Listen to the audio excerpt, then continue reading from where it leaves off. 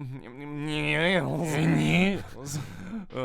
got that shit out of the way. Hello, everybody. Welcome to the Double D experience. Sometimes tired, sometimes sleepy, but always on daylight savings. I'm gonna love it if we just basically take that catchphrase that we have and just change it every time, like tis the season. I'm trying to do that. I'm trying to see if I can just like come up with something every time. We'll even have like seasonal T-shirts when that day comes. Yo, that'd be so. I actually kind of want like it, maybe this year. I don't know, like two T-shirts. I mean, we could also make our logo an NFT if we want to. So. Shut the fuck up! Oh my god! Shut the fuck up! I was going to say specifically, we designed the shirt so that it only fits women who have double D breasticles. So what? Extra large? Or large? I mean, I guess, but then those people are gonna fit into it. Like, smaller people will still be able to fit into it, you know what I mean? It's gonna be like Mario Kart Double Dash. Yeah, you know, fucking little Diddy Kong, he doesn't belong in, like, you know, the Bowser Crusher. He doesn't belong in that cart, but he's in it anyway, because he's small enough and he can fit. Could I ask you? Honestly, it's like having a fucking, like, shrimp cock and, like, wearing a Magnum. It's like, what are you doing? You know what I mean? It's like, it's not gonna make it grow any bigger if, like, you just have the thing on there. Oh, you know, all a bigger condom does for like a small... Tic Tac, bro. Like for a small dick, all it does is just make you look like a ghost is on your crotch. Like exactly. It's like, ooh. Condom on my dick, looking like a Tic Tac. Got some lotion, rub it on my ball sack. Yeah, I like porn. I like porn. I like porn. I like porn. I like porn. I like porn. I like porn. I think, guys, David.exe has stopped working. We must kill the task in the task manager. Okay, well, I mean, I guess we'll get this started here. Thank you for clicking on our stupid shitty podcast. I guess this is not so much of a little known fact about me anymore. But at this point, no, because you won't shut up about it. Yeah, I'm slowly becoming that guy. I'll put it on screen right now, and I'll send these to you right now because I actually already bought some more recently. Wait, how recently are we talking? Because guys, he hasn't a couple of days ago. David hasn't said it yet, but David's been basically been messaging me back and forth of like these products that he's basically buying. And no, they're not dildos. Sorry to disappoint you guys. No, that's critical. He legitimately collects dildos. Okay, I learn something new every day. But but basically to spoil what David's about to say, David's been buying playing cards, and as everyone fucking knows about playing cards, they are the heart of a gambling addict, and David may soon get an intervention done for him because he has a serious problem. So, David, you may talk and tell the audience of your plight. You fucking slut. There's no point in me even going to any of, like, having an intervention or going to rehab for it or some shit if I can't set up a poker night with the boys to fucking begin with. Every time I do it, I set up a little group chat. All people doing it is call me gay. And I'm not even fucking joking. That's the sad part. I know. Because that was me. It's because of... I know! That's the fucking stupid part. It's like, hey, yo, we should have a poker night. Yo, that'd be really cool. I'm getting my coworkers interested in it. Yeah, like, we shouldn't talk to each other at, like, our stations or whatnot, or our kiosks, you know. So David, you're gay. We should you're set gay, up a place David. outside. David, you're gay. And then you're people gay. don't even fucking say anything, you're gay. man. It's like, oh, my David's Lord. gay. Right. Fuck him. He's gay. Well, that's the end of this episode of the Double D Experience. He doesn't think Dave Chappelle's funny. He's gay. Yo, I've actually been watching a lot of Dave Chapelle as of lately, and I think that that man is a genius. Oh yeah, he is. Sorry. I'm sorry. For all the 1 or 2 trans people that listen to our podcast, we're sorry. We like Dave Chapelle. Yeah, I mean, and obviously you've heard that story about like that Daphne woman he knew, right? I mean, you watched that piece? Yeah. Like how you listen to that? How could you listen to that story and then say that man is transphobic? Besides the fact that he himself said he was transphobic. I literally went out of my way on the stage. Like I literally even went out of my way to find like who she was and like what she looked like, and then that whole story. Yeah, I even looked it up. And yeah, I really think, like, you know, even after reading her whole story and plus, like, her relationship with David, and then after that, Dave, I guess. Look, Dave and David, you know, potato to potato, whatever. but like reading her story and everything, definitely shed some light into like where he was coming from as far as like his arguments, and of course his special, like as far as like the subject matter when it came to trans people. And I honestly felt as if like this movement or like I guess the strikes and the protests against him are basically like, you know, basically lost all credibility at this point. And like for me at least, I don't know, like some people are still out there like literally throwing up them picket signs and everything. So yeah, I mean, if you guys don't know what we're talking about, Dave Chapelle, very, very, very famous comedian. People call him the GOAT at this point. He's made some jokes about like trans people in the past, and lo and behold, like the trans community kind of fucking hates him at this point. But he had this story that there was this this young trans woman. Her name was Daphne, who befriended Dave Chapelle. She opened a couple of like shows for him and stuff like that. And the two of them really bonded and became friends, and like she had like a real like way of telling him like how she felt as a trans woman, how she just wanted to be treated as a human, because she would like listen to trans jokes and she would laugh and stuff like that. Like she wasn't like super like uptight or PC about it or anything. Like she would see things as jokes as long as people treated her as a human. And ironically enough, when she spoke out in support of Dave Chapelle, she was bullied by a bunch of trans women online, or probably not even trans people. It was probably just a bunch of like cis white people, for being honest, who were like, "I'm so great, I support trans people." They literally bullied the woman to the point of suicide. Dave Chapelle didn't do that. You know what I mean? Yeah. It's kind of like a sick irony to that. You know how I figure. So yeah, like just giving you the context of what we were talking about here before we went like too in depth about it. You know what I mean? Because then people be like, "What?" You know what I mean? Like I'll link it. I'll link it down in the description below. I probably won't, since I always forget to do it. But literally, like I'm gonna link this video in the description below of Dave Chapelle telling this story. And if you still feel nothing after that, or you think that man is the problem, or heartless, you think he's the problem, like he's heartless, I don't know what to fucking tell you. Like you might you just need to stop. You just need to think of like how like really people should treat each other. You know what I mean? One thing that is also real poignant, at least about that one bit that he was talking about, especially during that one special that everyone's getting so uppity about, is he was telling basically a story where a rapper who I think a lot of people know at this point, he's called DaBaby, and he was the guy that basically popularized the "Let's Go" meme from a little bit way back when. And the story basically was that DaBaby shot and killed a man in Walmart. Wait, what? Yeah, this was part of it. So basically he was recounting this story. Let's go. That man shot and killed a man in a Walmart. And Dave's whole thing was that it is really, I think he says it's kind of sad that this man who shot and killed a man still has his career, but apparently talking about like gay people apparently is enough to end your career in the wrong way. Yeah, it's like in the wrong way. It really is though insane though when you think about it, that like this dude straight up killed a man, still has his career, but you basically talk anything about gay people enough to basically get your entire career fucked forever apparently. And I think he's saying the conversation is that we're really focusing on the wrong things as far as like the public and how they kind of perceive like a lot of stuff that they see on TV and shit. And I don't really care for DaBaby, so like I mean I do think like the dude straight up like shot and killed a man. He should be jailed obviously, but the fact of the matter is he's not. And I think also that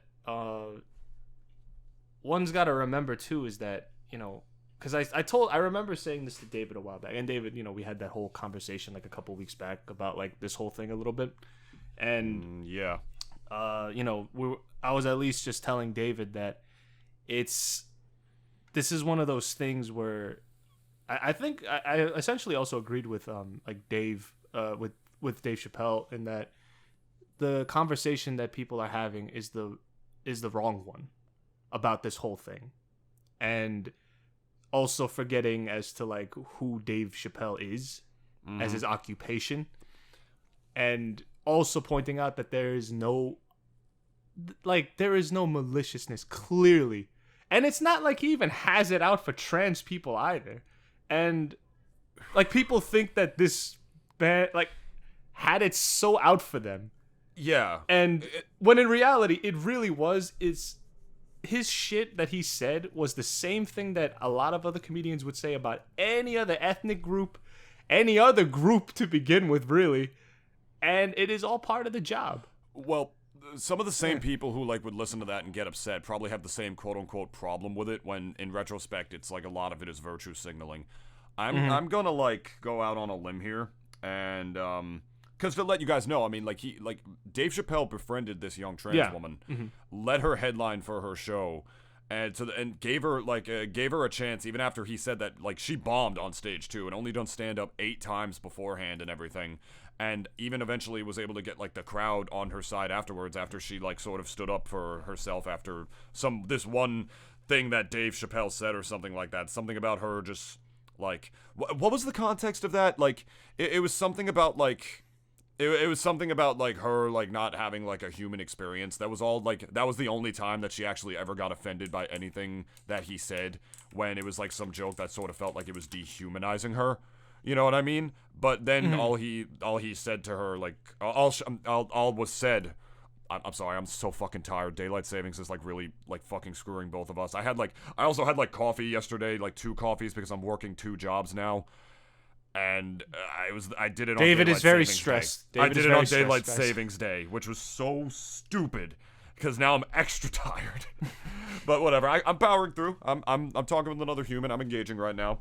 It was something that Dave Chapelle or like someone in the audience said or something like that that tipped her off, that made her feel unhuman to the point where she screamed at Dave Chapelle saying that less like, I just want you to believe that I'm having a human experience. It's like that's all she cared about, was just being treated like a human being. Wasn't any of the jokes, wasn't any like anything that he said about trans people. It was when there was something that was said that was specifically sort of designed to make her feel dehumanized that hurt her feelings. And that was when Dave Chapelle backed down on that, because he's like, I fucking been there as a black man. You know what I mean? And that was so beautiful. That's the kind of stuff that actually advances things like progression and, you know, trans people like really like earning their place in society and whatnot. That's the way you get like you move forward. Not from these pissed off people online that like pick and choose or needle every little dumb thing that you say, and these fringe groups just yelling the loudest. Those people are accomplishing the exact opposite of what they set out to do. So I'm gonna go out on a limb here, my friend, and quote what was that character's name from The Office? That minor Vikram. Like the salesman, the telemarketer. Oh, right. You remember that? I'm gonna go out on a limb and say here that like stuff like the SJWs or whatever, political correctness, and I think you're gonna understand what I mean by this when I say this, Dennis. Political correctness is like the food of the wise man, but it's the liquor of the fool. Oh.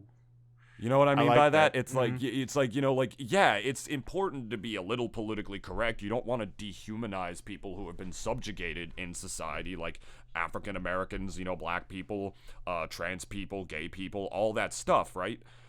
But to go too far into it, to make your whole being about, you know, sort of being PC in the sense that all you're doing is just screaming about shit that you think should be deemed offensive online, screaming at people who have no actual malicious intent towards, like, you know, trans people or gay people or whoever, you're missing the entire fucking point. You know what I mean? It's like you're drunk off of that, like, sort of, like, power tripping that, like, having an audience online sort of gives you, to the point where you don't even realize you are accomplishing the exact opposite of what you set out to fucking do in the first place. You're the one who's making the cause look stupid. You're the reason that a lot of people, you know, even if they're not, like, on the right side of the spectrum, hate Democrats because they associate them with you. It's like, it should say everything.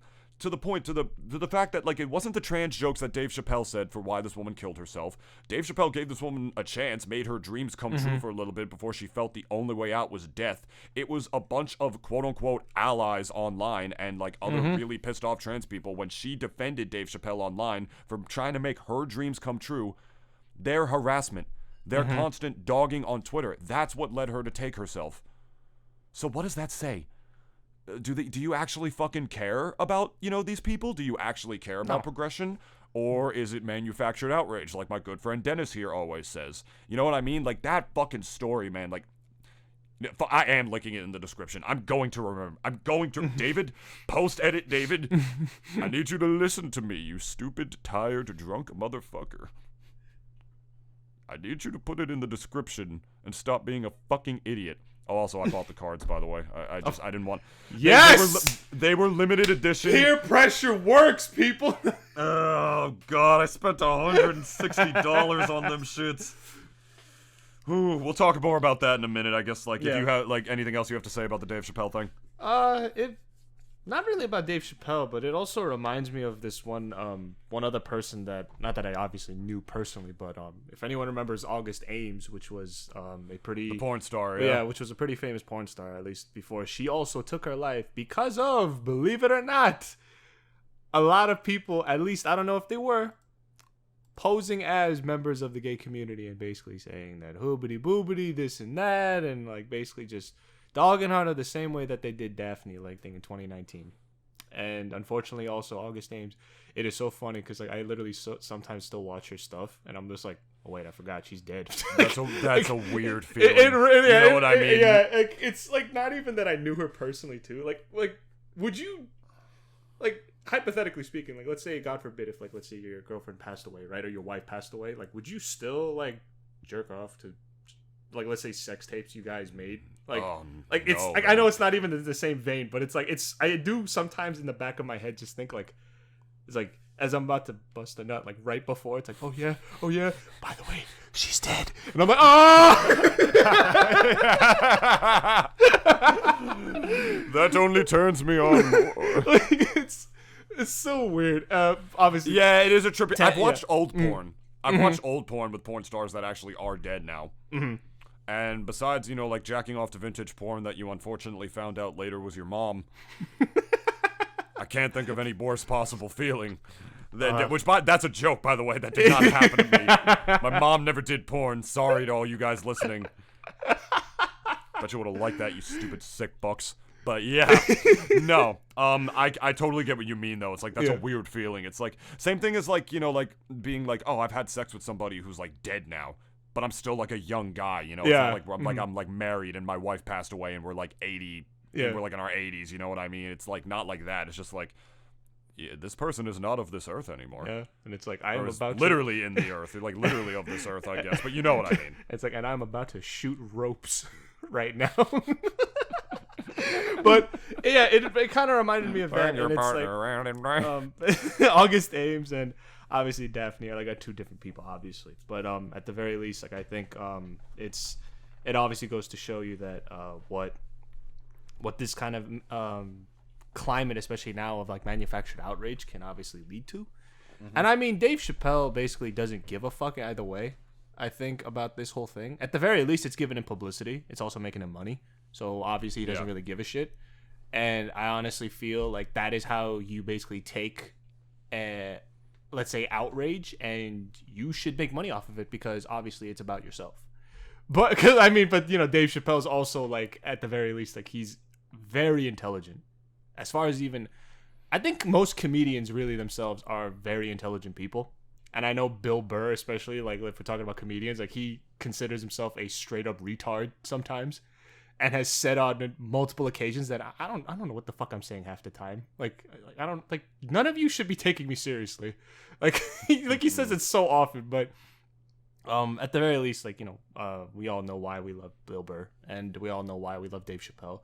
We all know why we love so many comedians, because a lot of these guys, obviously, like, you know, like, Dave Chapelle was a kid from Brooklyn, and he was closing at comedy clubs way back when he was, like, I think even younger than us, like, currently, and he was going back home on the subways all the time, and everyone knows MTA, and especially Brooklyn around that time, was definitely not a safe fucking place, and he did that shit, you know, obviously by himself and everything, and the relatability is the reason why we love a lot of comedians to begin with, and I think it's the reason why that at the very least, like, whenever, especially a lot of Dave Chappelle's older stuff and a lot of his older specials, like, I remember when his first special since his one from way long time ago, years ago, before he basically kind of sort of came out of semi-retirement and did his first Netflix special.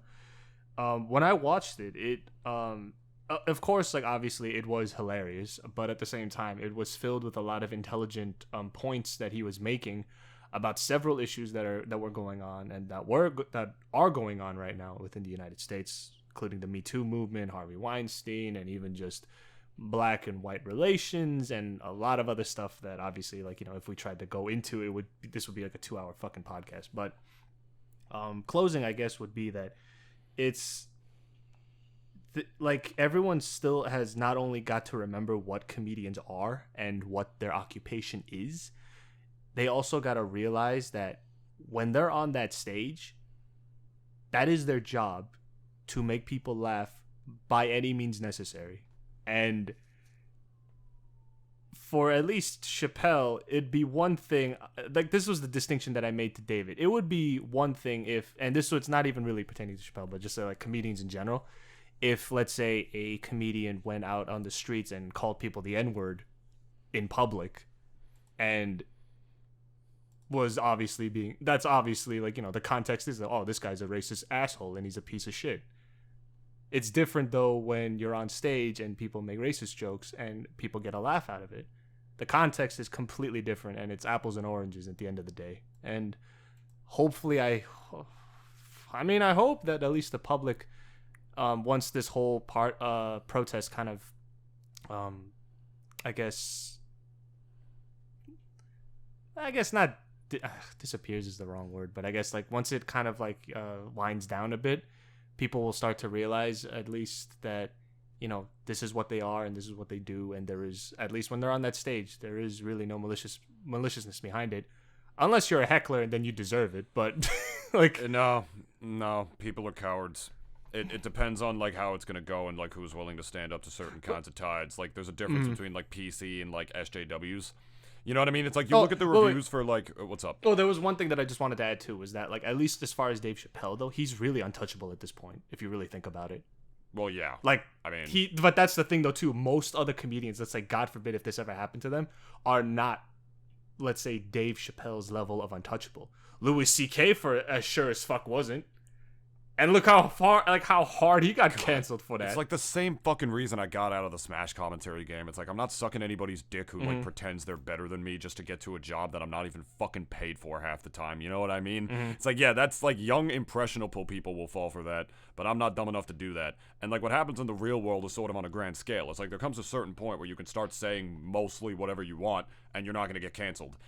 Dave Chapelle is at that point. Far and beyond, but up-and-coming comedians are not. They say the wrong thing once, done, lights out. Like, you know, your especially up-and-coming comedians. That's the thing, too. Like young Daphne. Like, she said the wrong thing. She said something that was slightly not PC in defending Dave Chapelle to the internet crowd, and then she killed herself. This is what happened. This is why social media is one of the worst fucking things that ever happened to the world, man. It gives people who do not deserve a platform, who should not have one, who should not have any fucking sway on like how these things go, and they do. It's perfectly exemplified by the Rotten Tomatoes reviews, right? Well, who was that comedian that was like calling out fucking that comedian that was like calling out Dave Chapelle on like how horrible his special was? The one that literally like people actually know now because of the Dave Chapelle special to fucking begin with. I forgot her name, something with an H. I was gonna say Sarah Silverman, but I'm no, it was not. Hold up. H. Fucking God, what was that comedian's name? I don't remember. Oh, this is gonna. I'm trying to look this up because it's gonna bother me.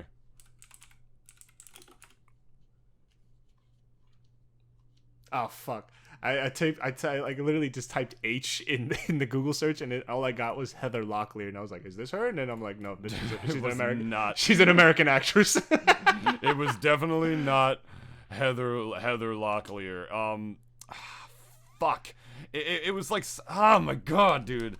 It was like some comedian, right, who was like viciously like going after Chappelle on Twitter, right? Because of like she was super offended like by his special. I think she was a trans woman or like a non-binary one or something like that. But I don't know. But a lot of people suddenly heard of this person because of the Dave Chapelle special. Something about, like, him mentioning her or whatever, right? Their stand-up special, right? And I don't know this person's pronouns, so whatever, fuck you. This person's, like, stand-up special, her stand-up special, got fucking mad high critic reviews on Rotten Tomatoes, something up in the 90s, right? And it has, like, some of the most bottom-of-the-barrel audience scores you will see on, like, the entire fucking website when it comes to the, when it comes to that. And Dave Chappelle's stand-up special, exact fucking opposite. Horrible critic reviews, insanely high audience reviews. And that was from well over 5,000 reviews compared to this other comedians who had, like, something like 200 or whatever. Something in that number. Some low numbers like that. What does that say? You know what I mean? It's all Dennis? bullshit. That's why I'm scared that some things are not going to change. And, you know, like, I feel like the Democrats are going to try to cater more and more to SJWs as time goes on because they feel like that's their fucking base. Or even though they're just sometimes the ones who scream the loudest, which will make that party look shittier. And it's the same thing for these fucking garbage stand-up specials. Because the thing is, this stand-up special, I've read a bunch of reviews of it, and every single person says it's literally not a comedy special. Like, she's just, like, venting about her life. Like, she's not even telling jokes in it or whatever. It's not even a little bit funny, yet it has crazy high reviews as a comedy special, quote-unquote. You know what I mean? It's like the reviewers are going to give that a good review just because it makes them look good for them to give it a good review or because it's progressive or anything. Meanwhile, it's a fucking comedy special. It's supposed to make you laugh. But here's the thing, though, too. Some comedians can spin their hour-long rants on their special into something funny. Yeah, but apparently this one didn't. I know, but that's what I'm saying. Like, it actually takes talent to fucking do that, and obviously, like, you know, a goat like fucking Dave Chapelle, like, obviously knows how to do that, and it really just also goes to show you that I think, because I agree with you in that, I think it's gonna be really, it could potentially, and it also just might be flat out really rough for up and coming comedians now to really, like, kind of, let's say, break their stride within the industry. Because around Bill Burr's time, I knew a lot of guys within his era, and I think Chappelle was a little bit a part of that. But I think he was actually, Dave came a little bit after Billy Red Tits came a little bit after Dave, and I think during their era it was like you could really get away with anything. Saying anything, really. You could make a terrible Holocaust joke and, like, people would just be like, that wasn't really too funny. And some people would be kind of offended by it. But, you know, during those times, like, you know, back in the day, kids, people didn't always get canceled for the shit that they said. Especially if they're a comedian and they said a joke that wasn't funny. But now, yeah, like, it's, because I was growing up in that era. And I still watch a lot of comedians from that era to this day. And I think, yeah, Bill Burr, Dave, and I guess Norm before he died as well, and a few others are really the only ones that were able to really get away with saying that shit. Because Bill Burr just says whatever the fuck he wants to say. And yeah, and he's one of the few people that, like, you know, people have tried to cancel him for years, more than Chappelle, like, more than they have Chappelle. But I think at least for Bill, they didn't have, like, people coming out of their houses and, like, getting pitchforks and fucking picket signs and shit and, like, calling for his, like, what do they even want, though? Like, did they want, like, Chappelle to apologize? Or I mean, are they worried about, like, his jokes, like, something? Do they think his jokes are gonna, like, incite more violence upon them? Because that's the actual, like, scary shit when it comes to, like, trans people. It's like, you look at the statistics of, like, how they're harassed in the streets, like how, like, they're beaten up by people or some shit like that. That's the kind of stuff that's scary. But the thing is that it's like, I watched his stand-up special. I'm a cis white dude, and I don't hate trans women. Yeah. You know what I mean? This didn't make me want to go find a trans woman and, like, fucking punch her in the face. Like, no, that's not what it did. It's like, people who would ever do that to another human being, regardless if they're trans or not, have some other bad shit going on in their life. Maybe they're alcoholics. Maybe they're unhappy at home. Maybe, and it doesn't give them an excuse. Maybe they got laid off. Yeah, no. We're not giving. No. We are understanding where they're coming from, but at the same time, we're not. We're also saying that doesn't give them an excuse to be an asshole. Yeah, like any other domestic violence. You know what I mean? It's like that hatred stems, like, Some people claim that hatred can stem from jokes, and I think it can, but I think for the most part, it stems as an excuse for why people are unhappy. Mm-hmm. You know what I mean? You could be like, oh, there's places, like, dude, at the place where I work at, right, there were these two kids, right? This happened to me recently at my work. There were these two kids, right, in between my kiosk and my coworker's kiosk, who were complaining about, like, how expensive some of the toys that were there that we're selling were. Mm-hmm. When I told him that how much mine was, because I sell mine, mine's the #1 selling toy on Amazon, and it is kind of pricey. Mm-hmm. He was, like, complaining about the price, like, $25 for this, like these two kids were doing, and then he just started going off on me about how that mall was owned by Jewish people. Which it is. It literally is. That is a fact. We're not denying that. Everything, like, they were claiming, that's why everything here is so expensive, this and that. That's why, like, everything here is so pricey, and they got mad about it. Meanwhile, they were literally asking us to give them free shit. It's like you hear the entitlement, don't you? It just screams that you don't. How are you going to fucking perpetuate that stereotype about Jewish people, that they're cheap or whatever, or that, like, everything they sell is and then you overpriced, turn around and ask for free shit? and like you're that? asking us to give you free shit, you snot-nosed little fuck? I actually wanted to fucking punch that kid when he told me that. Like, yeah, like, you're asking people for free shit, and then you're calling Jewish people cheap. Go fuck yourself, you stupid piece of dog shit. If you somehow hear this podcast, I hope you fucking fell in a ditch, like, as you walked out of the fucking mall and, like, broke your fucking tiny shrimp cock on the fucking gravel, you cock. I will. Seriously, I was so pissed at this kid when this shit happened. But what does that say? You know what I mean? What does that say? It's like, that's where stuff like these biases fucking come from. Stupid fucking young impressionable people or old people who just haven't evolved, you know, like with the slowly more PC state of the world, who are just using it as an excuse for their bullshit. You know, yeah, that's what it is. That's like that's part of where these biases stem from. They can from jokes, but Dave Chapelle is not. He doesn't hate trans people, and if you see that as that, I don't know. I don't know, man. But David, I will say one thing about the American Dream, though. Yeah. It might be a stereotype, but I honestly think Jews are the only type of people that will charge you for fucking parking at the fucking garage for $3. Listen, that I've had people complain to me about. I'm not gonna lie. I mean, whatever. Maybe it's just coconut, and they okay. You gotta remember. You gotta remember, man. And this is all public. This is all public information. You know, like, people write about this place. They opened this place, $20 million in the hole. Late 2019, COVID happened. That fucked them, dude. No. I know. I'm just making the joke because it's like, literally, I have known 3 of the cheapest types of ethnic groups in my entire life. Them being Asians and Jewish people, and maybe on occasion Indians. I've literally worked in Midtown with my dad and met so many different types of people.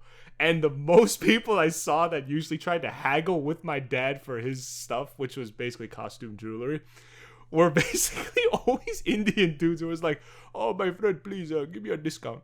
It's like, you bought 2 things.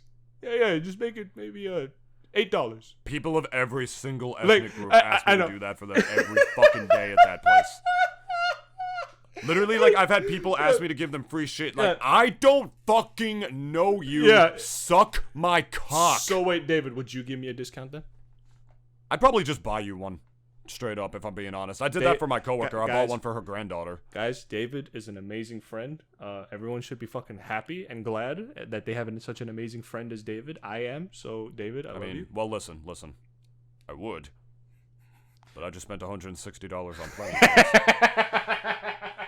So, David, you want to know something? Your boy is a little bit in the hole a little bit. He might be a little bit. He's what is down bad, as the kids say nowadays. His wallet is going through the Great Depression, as it were. But dude, that's like when your fucking daughter gets married. It's like, oh, right in the wallet.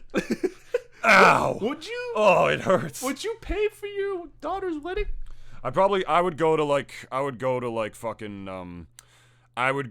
the groom's parents and be like, listen. Yeah, you straight up. Yeah, you took the words right out of my mouth. Like, listen. You're just like, it's like, this place is $10,000 to rent out. It's like, that's the thing though too. And it's like, you don't even stop there. It's like, and I'm gonna give you the shopping list of what the fuck she wants out of this fucking wedding. And let's say already, like, at that point, like, money is not an issue, but it's like, you know, you went from being like poor as fuck, let's say. Well, not really poor. You don't have poor really, but like you went from like basically not even making your own money at one point. Like this is like this the money that you have, especially as an adult. Like like it's stuff you worked for, obviously, right? But like you still kind of knew what it felt to like not have money and everything. So it's like when you have like big purchases coming in mind, you're just kind of like. It's like, I could eat this, like, I could eat that price, but at the same time in your brain, you're just like, dude, that's a lot of fucking money. Like, it's like, what the fuck? Like, and then you go through that laundry list of shit that, let's say, your daughter wants from her wedding, and it's like, I'm not gonna, it's like, guys, listen, you being the in-laws and everything, I'm not gonna mince what the fuck is on this list. I'm just gonna give you the subtotal. Listen to me right now. $116 motherfucking $1,000. Now I love my daughter. No, some people's weddings can go real nuts with it. But let's just say, like, if the wedding was like that fucking expensive. Open up a fucking tax bracket for that wedding, dude. Like, what do you? It's like gonna have to write that off as a loss for your tax return. Literally, like you're gonna have to put that like in my taxes and then tell me I can go to this thing, even though I don't know anyone there. It's like, so I'm gonna just make it real simple with you. It's like you still talk with the parents. It's like, listen, we're splitting it 50-50. Cause your boy just also spent $200,000 on buying some World Series poker trading cards. Am I right? And actually, not trading cards, playing cards, but you know what I mean. Like, oh, you were about to say NFTs. Bicycle NFTs, the very first bicycle cards. I was at my an NFT. Fucking chiropractor today, dude, and he doesn't even say hi the first thing he opens the door. He's just like, I'm wearing a shirt with Mario and Yoshi on it. It's Mario riding Yoshi, Super Mario World. It's like, oh, dude, that's sick. You're selling that shirt as an NFT? And I'm like, shut the fuck up, man. Are we really gonna be talking? He literally said that, and I'm like, dude, no. Oh, are we really God. We're gonna talk about this now? We're going to be talking about... it seems like a good way to segue into the next topic, don't it? It's more that David hates NFTs, spoiler alert. Well, not even that. And I'm just kind of like, I barely know what they are still. And I kind of think that, I don't know. People thought Bitcoin was real fucking stupid too. But then, like, now it's like, what, 50,000 and shit. So it's like, I don't know. Maybe I'm the stupid one. So, like, maybe NFTs will take off. I don't know. Like, I don't really know too much about them. And... like, it basically means, like, I could make a modern art masterpiece, it being red paint on a white canvas, and sell it as one. I mean, yeah. Like, here's the thing. Like, 'cause a lot of people are still really fucking confused as to what an NFT even is. And there's a guy on Twitter who, like, really made, like, a great, like, thread about it. Like, I follow a page, it's called Crypto Bros Taking L's. And it literally has all these stories on it about how these dudes, like, didn't buy, like, their girls' wedding rings and instead, like, bought NFTs that they told her would, like, profit off of in, like, 10 years. Like, really horrible shit about people dumping all their money into it. So, essentially, I don't even know how to explain. You probably heard a lot about, like, stuff like NFTs and shit and whatnot. And no, it's not spending $160 on playing cards like I did. That's not an NFT. That's just a very, very stupid man buying, like, these limited edition playing cards. I mean, the thing is like, with the cards that I bought, there was only, like, apparently, like, 2,500 of those ever made. Like, ever. Ooh. This is the first time that they were released to the public, which is why I decided to buy it, because I could either resell it at some point, or I could just keep it in my collection and, like, sell it when I'm, like, 80 for, like, $1 million. So, that's the plan. Nice. Nice. Nice. That episode was on TV today. So... what an NFT means, it stands for non-fungible token, right? So unlike buying like a bond or an equity or a real estate or even physical art that you can fucking hold in your hands, you're not even buying something that has any tangible existence. You're buying an expensive entry that is sort of in somebody else's database. This is the exact word from this guy, right? It's kind of, and I'm all reading this from this Twitter thread. There's one comparable market to it, and that's like the star naming market. You know what you know what I mean? Like the International Star Registry, where you can literally name a star after somebody. Like, oh, my child was born on this day, so I'm gonna name this star after him. Blah blah blah. You know, you don't own the fucking star. It's a star. You goddamn moron. It's in space. You can't possibly get to it. Even if you could, you can't touch it. It's a star. You're gonna burn your tiny dick off. All right. But Like back in like, you know, whatever day, some entrepreneurs found you could convince people to buy the rights to yet unnamed stars after their loved ones by putting it in an unofficial registrar. You'd buy the rights to name the star, and they'd send you like literally a piece of paper claiming that you were now the owner of the said star. Nothing was done in the transaction. You literally just paid somebody to update a registrar about a ball of plasma millions of light years away. And NFTs are sort of similar things. Instead of stars, it's like digital artwork that you have online. They're literally just JPEGs or PNG images or whatever.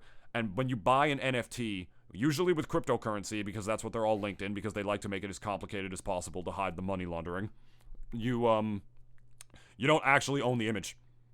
I could right-click it and download it to my computer. I suddenly have the image. I can do whatever the fuck I want with it. Basically, an NFT is like tricking you into buying artwork that you don't even own. You're not buying the art. You are purchasing a digital piece of paper that says that you own it. That gives literally zero legal precedence saying that you own it.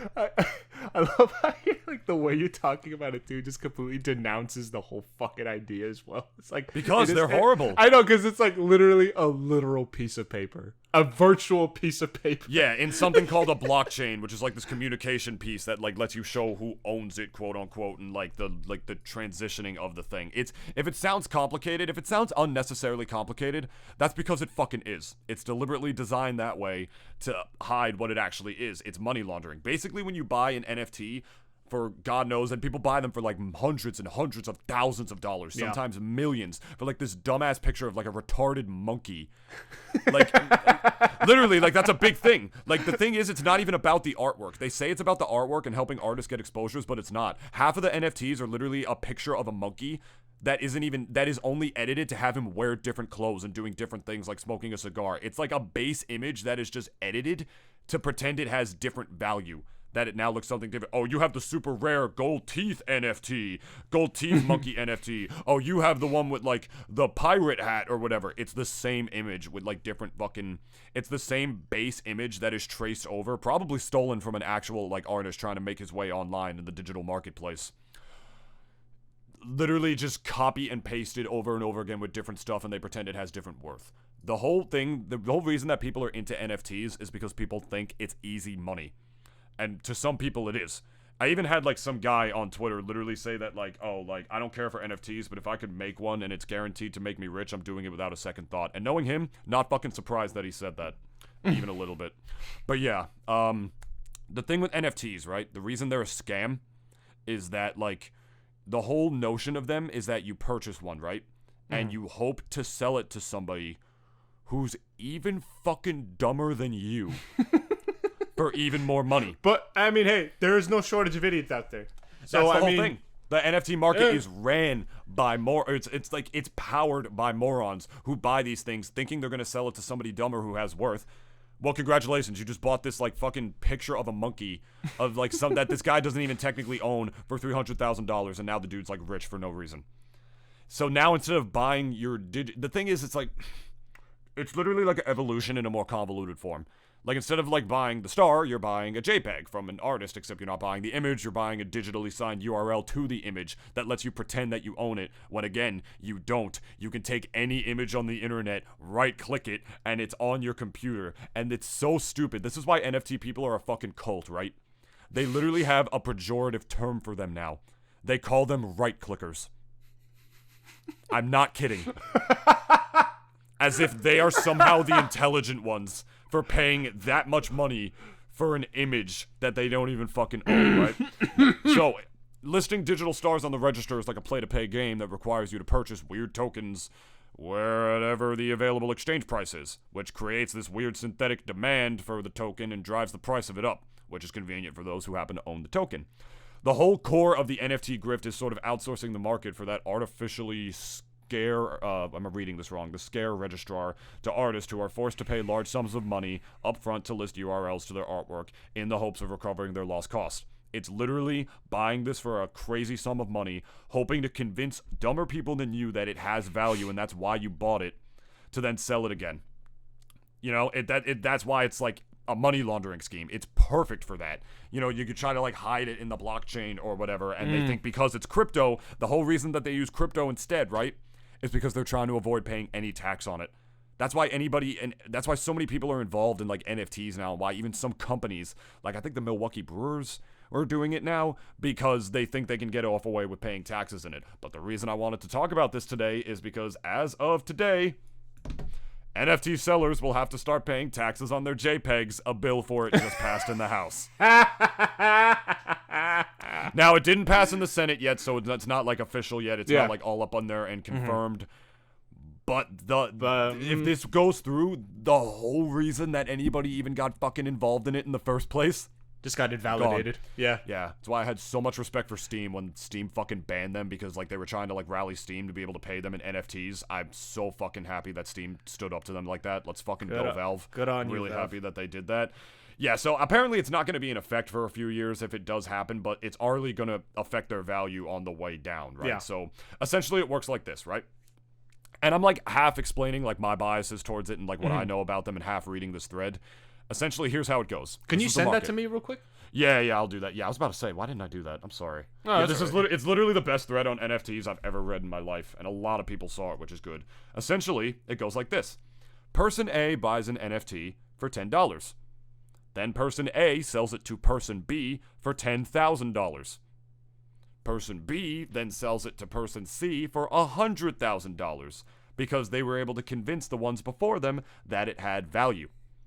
So, like, it keeps increasing in value. But then guess what? Person C then only is able to sell it to person D for $10,000 because it shrunk in value for no reason. It's like this weird artificial marketplace, like, that's sort of kind of like the real stock market, except they're trying to get around taxes about it by just convincing them that these artificial images, which a lot of the times they steal from actual artists, by the way, has, like, these sorts of weird intrinsic value. And it makes me so happy when they take these L's, because every fucking crypto bro I've ever talked to, they only have one argument, Dennis, and I'm not even exaggerating about this. They always just tell you, do your own research. Like, you don't understand it. Like, this is gonna change economics, this and that. So can you actually explain it to me? It's like, no, do your own research. They never could. No one ever. And when they do it, I tell them and I explain them why it's fucking stupid, they literally just laugh. It's the same reaction every time. Because people have told me to do my own research about it. So I did. And yeah, they're still fucking stupid. Like, it didn't change, right? Basically, person A, B, and C are the same person shuffling the money around between anonymous accounts, and then person D is sucker tricked to buy it by this artificially fake demand. And guess what? That's called wash trading, and it's illegal in pretty much every other market. But they think they can get around it because it's cryptocurrency. And not to mention, even the crypto hasn't really truly been regulated. By the Which US. it's going to be at some point. Like, obviously, yeah, it is. I think regulation, personally for me, maybe coming, maybe not sooner, maybe not later. I really don't know when. I think it is coming though, regardless. And it's that was the one thing that no matter what you cryptoed, Ethereum, fucking Doge, or even crypto bros. We call them crypto bros now. Okay, like for all these crypto bros that basically thought that, like, you know, that the US government wasn't going to get involved. Because let me tell you something real quick. And no one hates people making more money than them or making money at all more than other Americans. Particularly, let's say, the old money. And for a lot of these fuckers, like, I think, I don't know, it'd be so weird, like, fucking, like, if you brought like Andrew Carnegie or one of the Rockefellers, like, thing into like the current era, or like the current year right now, and you told them that, like, yeah, there's this like thing that basically has actually no intrinsic value at all, but yet there still has somehow value in it. It's like, and they're like, this is a picture? It's like, yeah. My God, your people are fucking stupid. I love the Mona Lisa analogy, man. It's like, you know, like, what are you gonna do? Like, it's literally just taking a little slip of paper saying owned by Dennis Chung and slapping it on the back of the Mona Lisa and pretending you own it. Like, you don't own it. You don't own anything. Yeah, like, you can create an NFT of like a fucking Tic Tac. and then you sell that to yourself. And it could be the nicest picture of a Tic Tac you've ever taken. The greatest Tic Tac you've ever done, did see. Like exposure, fucking contrast. Literally got all the fucking workings of the greatest picture on earth. It's still I'm not really gonna go into that. It's still a picture of a fucking Tic Tac. And at the same time as well, it's like you really have to be. And I'm not really gonna like, because even though I am reading the article that David sent me, I'm not gonna go off the rails, or not even really off the rails, but I'm not really gonna go on and say like that anyone who uses and buys or sells NFTs are fucking stupid. Because I still like, again, I'm doing my own research and I still don't know what the fuck it is. I feel like in theory they could have been great, but in actuality it's just used for scams and shit. But yeah, because of course anything that is gonna be as accessible as this and is able to make people en masse, let's say, a lot of money, obviously people are gonna use and abuse it, like to the point where literally, I guess that the fucking federal government has to step in and say, "Hey, oh, by the way, this stupid picture? Yeah, you have to pay us $2 for that." It's like, it's like, no, you have to pay us for that. Yeah, they're literally only gonna have 15 days after like they get ownership of an NFT to like fucking declare it like that for taxes. Otherwise, that is a felony, my dude. Can you imagine if someone gets taxed because of a picture of dog shit on the fucking road? Like, can you imagine being taxed for actual dog shit? Like, that is what's really hilariously ironic for me. Yeah. It's just so fucking, I don't know, this current timeline that we live in, it's just so funny. Like, how everything and anything nowadays could just be flipped on someone's head, like literally at the snap of a finger. Mm-hmm. And I mean, talking about crypto for a second, obviously, like, a lot of people made a lot of money off of like Ethereum and a lot of other coins that I'm sure a lot of people are here aware of. And for anyone who is still trying to get a 30 series card, it looks like you're still gonna have to be waiting for a 40 series, and it also looks as if even if those do come out, you're still gonna be even waiting for the 50 series. That's half the reason I don't even respect it, man. Like, my fucking chiropractor said the same thing. He's like, some guy buys Bitcoin years ago, this and that, he's suddenly rich or whatever. He's like, oh, you make an NFT of the shirt. I'm like, dude, it's fucking Mario. I can't. Yeah, Nintendo fucking would be on your ass. Like, and that made him laugh so hard when I told him, like, really, Doc? How the fuck am I gonna make this an NFT? It's fucking Mario. You could like make it look like a bootleg Mario. Oh, that's true. I can make him look like Seven Granddad. Yeah. Oh fuck! I'm gonna get rich. I'm gonna make this NFT. Headline of our episode today: David makes an NFT. Yo, the Double D Experience logo, NFT. David, I will be honest though right now. If our logo was an NFT and we were making money, I would not say shit about NFTs at all at this point. You're the second person I know that said this. My buddy Skiff said the same fucking thing. Like, bro, I mean, if we are making money, is it really a scam? It depends. I would cash out before it ever like tanked to the point where it's I see what you're saying. Yeah. It depends on how you use them. Yeah. And like, I mean, like, if it's in the hopes of just like getting like some fuck who's dumber than you to buy it from you for even more, and I guess I don't see how it's any different than just like selling a picture. Just some dumb motherfucker wants to pay me $100,000 for it. Okay, because like the modern art market is sort of the same thing, and that's another similar aspect of it. You remember the guy who fucking just nailed a banana to the wall and sold it for $1 million? Same shit. Who decides that has that sort of intrinsic value? Mad respect to the guy who ate that banana, by the way. There was he's actually like, that guy is legit my hero. The guy who just took the banana off the wall and ate it. Like, fuck you. This is not worth $1 million. You're gonna sue me now? You gonna sue me because of the banana? Fuckface. You gonna sue me because of this fucking banana? The kind that the dumb little monkeys in your fucking pictures would look like they eat? Guess what, motherfucker? They can't eat it because unlike them, this shit is tangible. Can you imagine being the judge for that case? Like, you're being like sued. Like, and also, not to mention, it's like if you're a judge, right, and you get this case on your table, it's also like, okay, like, you as a judge, you'd have to be like, all right, first of all, what the fuck is an NFT? What the fuck is a non-fungible? Is it fungible or fungible? I want to get this right for the case, but like, I don't want to look like an idiot in front of the entire fucking court. You know what I mean? Oh, it's like you bring the both lawyers in. It's like, listen to me, Bob. I'm gonna ask you one real quick question right now. Yeah. What is it? What the fuck is an NFT? What the funge? What the funge? Yeah. Thank you, secretary. I mean, this is. I'd like this on the record. What the fuck is an NFT? It's like you like points to that lady who types the shit all the time in the courtroom. It's like, you. Yeah, I hope you wrote that down and write this down too. What the fuck is an NFT? It's like those same court cases, right? Where just people sue because there are a couple of notes that sound similar in this song, so they ripped off my song. Oh yeah, you know what I mean? Like those musical copyright cases. There was one that I remember is pretty famous. There was what's his name? The guy, not Pharrell. It was the Pharrell and Fuck, I don't even remember the dude's name because he's so relevant now.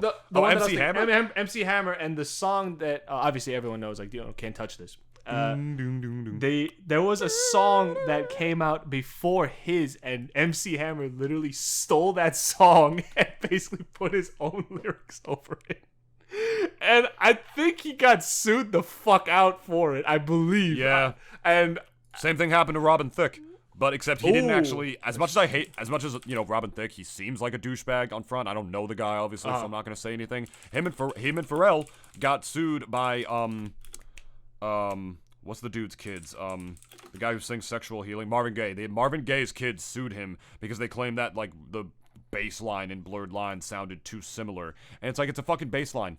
It's meant to amplify the melody of the song. No one owns a particular sequence of notes like that. If anything, all the pop artists should be suing the shit out of each other, since every single pop song now, and this has been scientifically fucking proven, uses the same 4 chords over and over and over again. So if anything, they should all be suing the shit out of each other, making bank. If you ask me, Marvin Gaye's kids weren't even really trying to vindicate him. It sounded like they probably just wanted money, but this was way years ago. This was 2015, 2014 that this happened.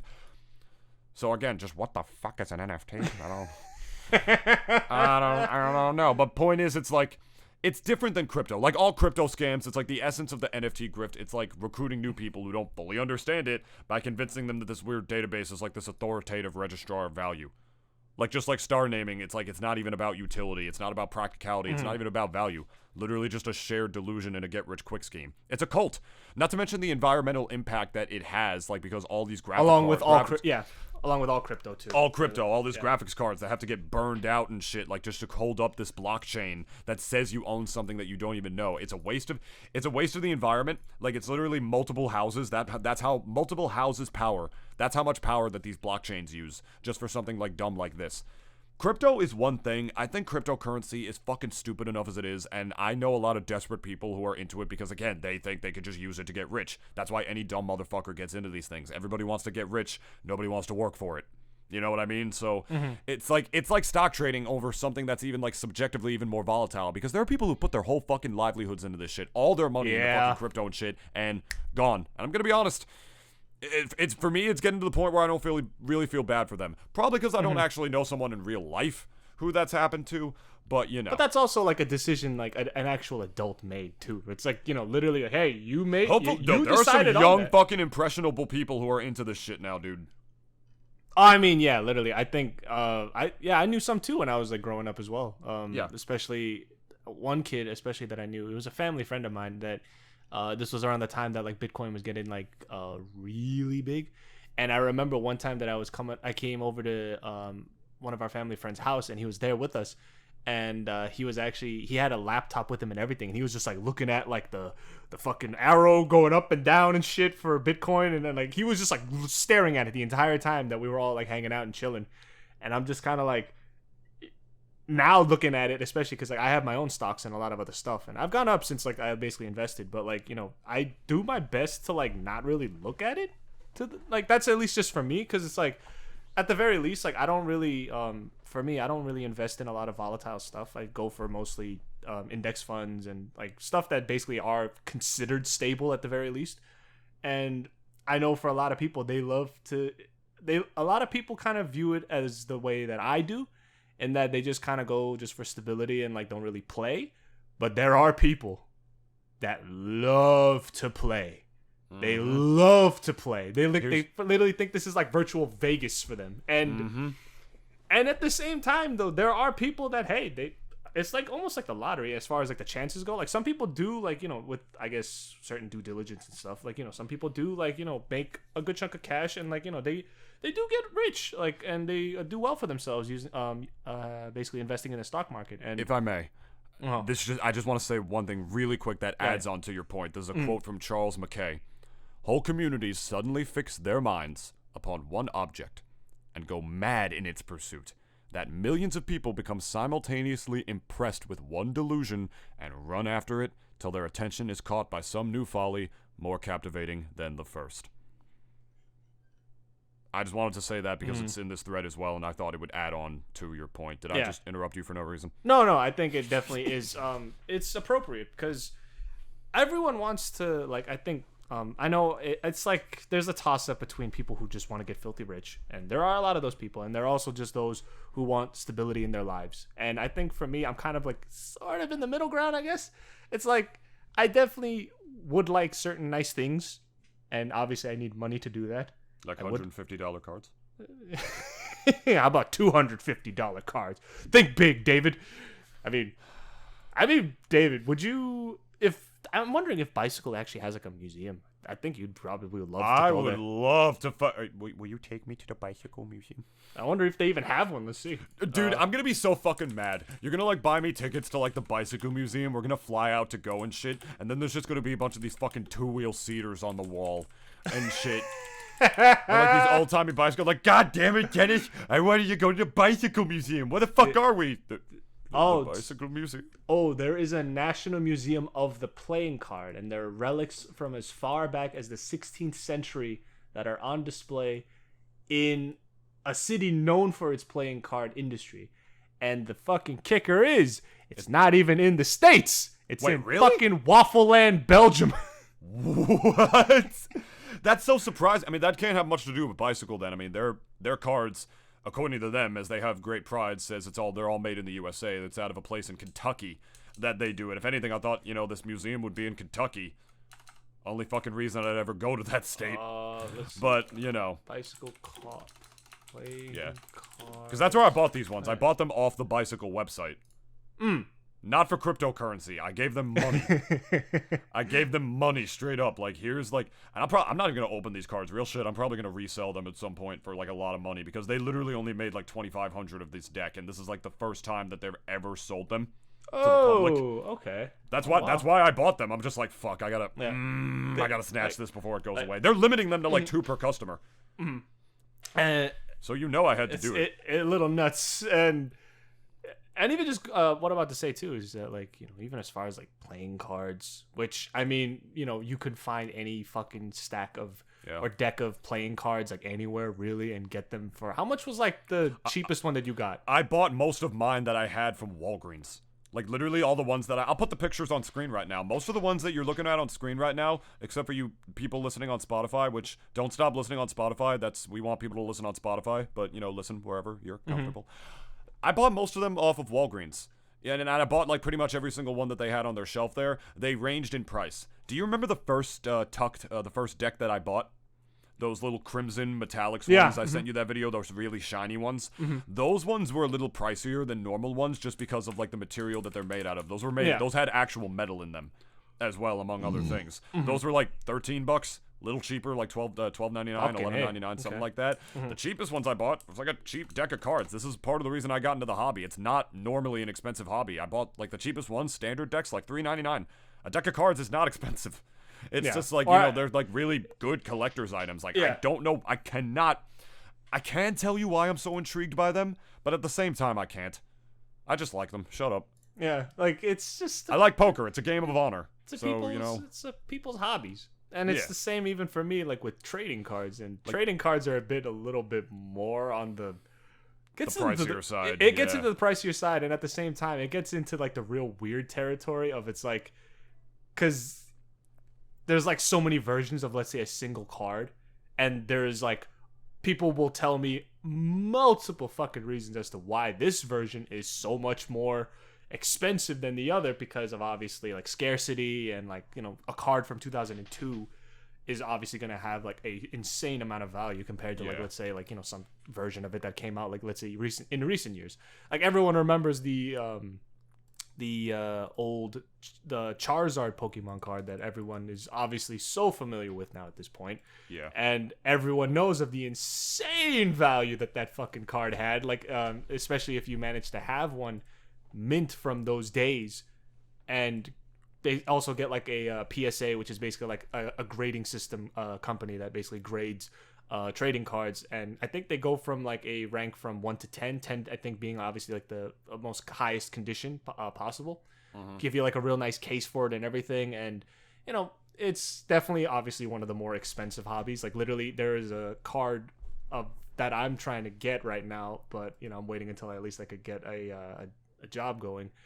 There's one card that I want that is literally the same amount. There's one single card, and it's not even a bad card. It's a pretty good card.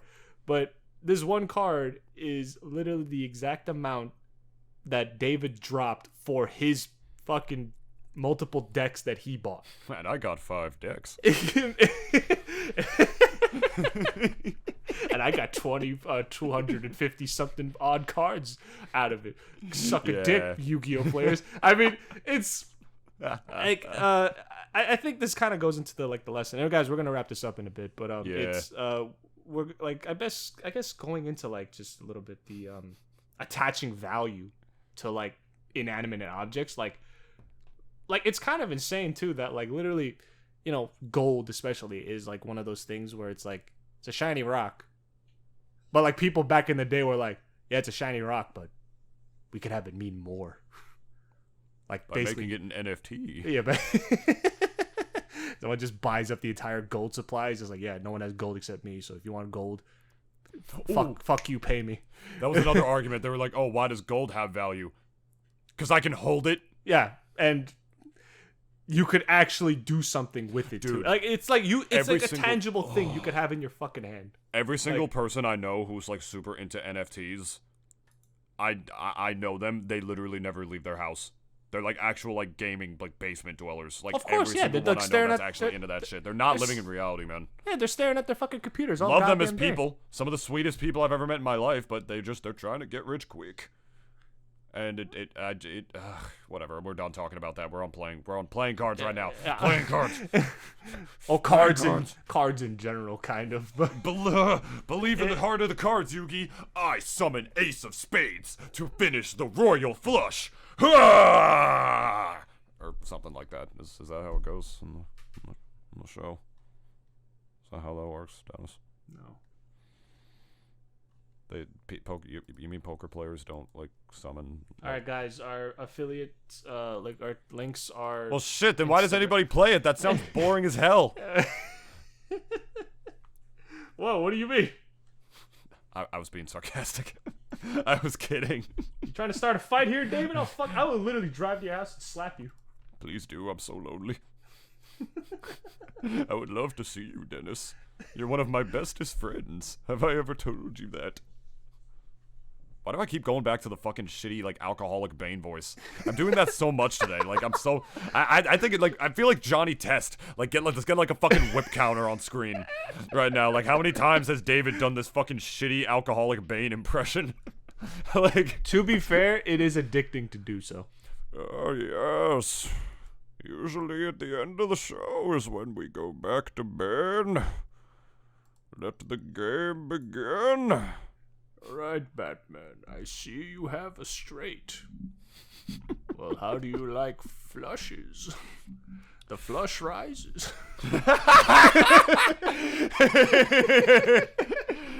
Oh, tell me, Batman. What was your favorite 90s sitcom? If I had to pick one, I guess I'd say Full House. Oh, that's what I have. Give me my money, and no, I do not accept cryptocurrency. And don't you dare try to barter me with NFTs. I will break your other spine. Oh my god, like, Bane just walks up. I have this digital receipt. It says that I own this JPEG. You stupid. He puts his hand on their shoulders like, Do you feel like you own this JPEG? Guys, yeah, we're gonna wrap it up now. Do you feel like you have a tangible object?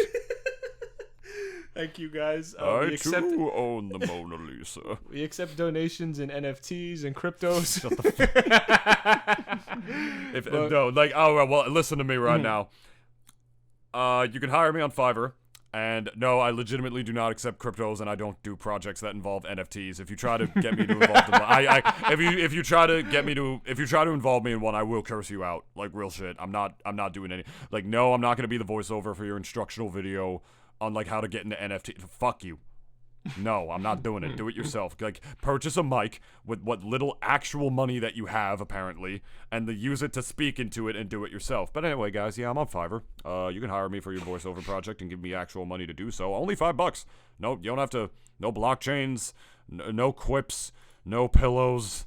It's all just there. I'll do YouTube projects. I'll do promos. I'll do commercial. I'll do cartoon characters if you feel like my voice suits it.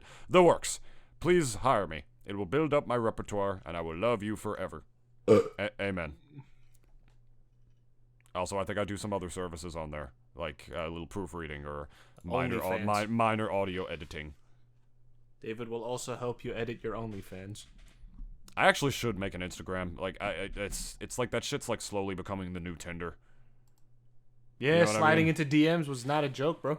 Yeah, I legit. People literally say Instagram's becoming the new Tinder, and obviously I hate Tinder. I like to talk to women in real life and get rejected by them in person. So, like, because that's a lot better. But, you know, whatever. Dennis, you know the drill. You may find us on Tinstagram. You could find us on... You could slide into our DMs anytime. You may find us on Twitter as well, not Facebook for obvious reasons. What? No, that would just be hype if, like, somebody slid into, like, the Double D Experience DMs, like, trying to flirt with us. Yeah, but you'd be flirting with you, though. I'm already taken. I know that. I'm just saying it'd be funny because they're doing it to like a fucking podcast account. I would literally just give you the phone. It's like, hey, David, this is for you. They'd literally be like, this ain't for me. I want to get the Double D Experience all over me, baby. I want to be spit roasted by you too. And then I just look at you. I'd be like, all right, listen, like, this not gonna happen because one, Dennis is happily taken, and two, I don't know. What's my excuse? I don't know. I don't know. You like look over to me and I'm like, dude, there's a 50% chance, probably maybe 100% chance that this is a dude. So I mean, actually, if you want to get real with it, we can look at our analytics and find out that it's an exactly 95% chance that it's a dude. Shout-outs to Remy. We love you, Remy. Shout-outs to Remy and my girlfriend, Genesis. And Genesis, yeah, there are other two. Oh, yeah, it's actually like 93% now because of her. Let's go, Genesis. You rock. That's right. And yeah, I don't know, David. Like, you want to roll the dice on that? Oh my God! Hold on a second. You got to look at this right now. Look at this fucking meme. What's going on? Look at this fucking meme. Is this really what they think they look like, or how they perceive themselves as? Like, you can't. Well, that's an NFT. That picture is an NFT. That line or whatever. Which, by the way, right-clicked and pasted it, so it's on your screen right now. You can't defeat me. I know. But he can. Boosh. The IRA. All right, we're done. Yeah, Dennis said all the socials. You know, you guys love it. We really Apple appreciate you guys. Podcasts, Google Podcasts, Spotify, and all that good shit. Yeah, follow us on all our platforms. We really appreciate your continued support. And like, comment, and subscribe. Thank you. Yes, ask us any questions you want, and we'll make it a topic for our episodes. As you can hear from the beginning of this one, if we were struggling to find something to talk about. Yeah, he will be a cog in the capitalist machine. As I am one to be. The most busiest fucking season of this entire country. Yes, literally one of like the most biggest super fucking centers in the entire country. Yeah, but it's okay because I only sell one product, so I'm cool with it. If anything, I'm probably gonna have. Go ahead. No, that was it. Okay, that's all I had to say. Okay, and I mean he'll be pretty honest about what it does. It makes your dick bigger. It does, actually. You could actually put your dick inside of it, and you could bend it into over 70 shapes. That's actually a thing that you can do with the Shishibo Cube. And all you gotta do is put your cock inside of it. Squeeze as hard as you can. Imagine you did like product placements like in our podcast, like using Sushibo. Yo, I totally should. I should ask my boss if they want to do that. Why not? Oh, fuck. Oh, boy. It's a pretty cool fucking toy, if nothing else. That would be a good replacement for Rise. And if you guys are around the American Dream Mall, you can pelt rocks at David if you see him. Yes, just don't try to because I won't be there. Yeah, just don't try to mint the rock as an NFT, because if so, I'll buy it. I'll buy it from you. If so, I'll buy it from you, and then all of a sudden it's my rock, and David, you don't own it anymore. So what if it was a rock that was in the shape of you? As soon as you said shape of you, I was just thinking of that Ed Sheeran song. I'm